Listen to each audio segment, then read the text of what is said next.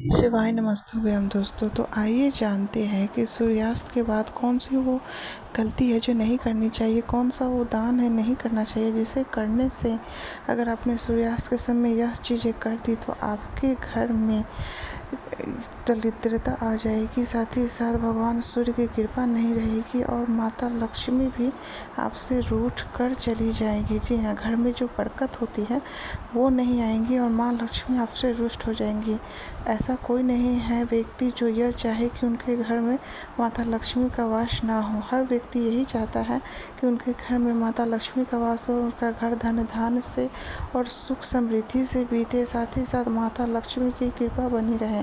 तो अगर आप भी यही चाहते हैं कि आपके घर में माता लक्ष्मी की कृपा बनी रहे तो सूर्यास्त होने के बाद भूल कर भी यह गलती नहीं करनी चाहिए। तो आइए जानते हैं कौन सी है वो गलती जिसे करने से आपको बहुत ही ज़्यादा पछताना पड़ सकता है, बहुत ही ज़्यादा गरीबी का सामना करना पड़ सकता है और साथ ही साथ दरिद्रता आपके घर में आ जाती है। तो ये जानने से पहले अगर आप मेरे चैनल पे नए हैं तो प्लीज़ मेरे चैनल को सब्सक्राइब कीजिए और इस वीडियो को लाइक कीजिए, और आपको थोड़ा सा भी पसंद आए तो अपने शेयर में कीजिए अपने फ्रेंड्स को, ताकि उन्हें भी अच्छी जानकारी प्राप्त हो। तो चलिए शुरू करते हैं इस वीडियो को। सूर्यास्त के बाद घर के रखी हुई कौन सी 5 चीज़ें हैं जो किसी को नहीं देनी चाहिए और इसे देने से माँ लक्ष्मी रूठ जाती है। तो आइए जानते हैं कौन सी है वो 5 चीज़ें। तो ज्योतिष शास्त्र के अनुसार माने तो सूर्यास्त के बाद कुछ चीज़ें दूसरों को देने से माता लक्ष्मी रुष्ट हो जाती है और आपकी आर्थिक स्थिति में तंगी आ जाती है। घर में सुख शांति और समृद्धि को भी प्रभावित कर सकता है।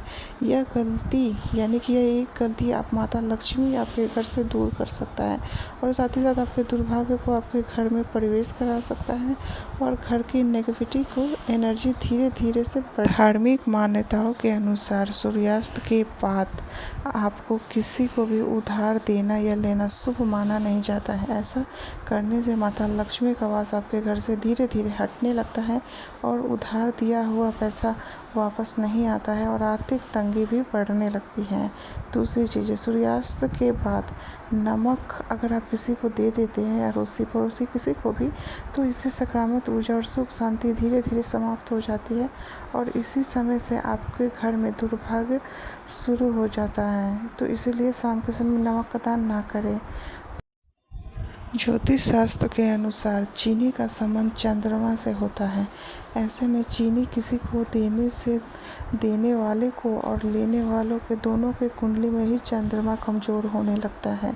तो इसीलिए शाम के समय में न चीनी लें और न चीनी किसी को दें। और स्वास्थ्य की समस्या धीरे धीरे बढ़ने लगती है, यानी कि आपके घर में आर्थिक तंगी और दवाइयों का खर्चा अचानक बढ़ सकता है। चलिए बताते हैं अगला उपाय। दूध का संबंध भगवान विष्णु और माता लक्ष्मी से माना जाता है। ज्योतिष शास्त्र के अनुसार सूर्यास्त के बाद अगर आप किसी को दूध का दान करते हैं तो इससे घर में माता लक्ष्मी का वास नहीं रहता, माँ लक्ष्मी रुष्ट हो जाती है। चलिए बताते हैं अगला और सबसे अंतिम उपाय, इसलिए चैनल को स्किप यानी कि वीडियो को स्किप मत कीजिएगा।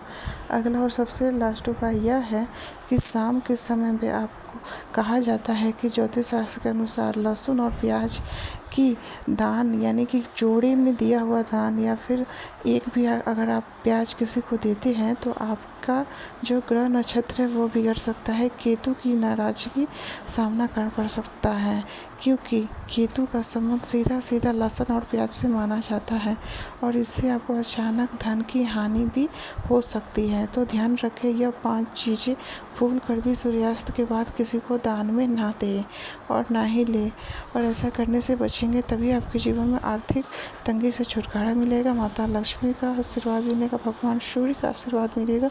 वीडियो अगर आपको अच्छी लगे तो लाइक एंड सब्सक्राइब करें।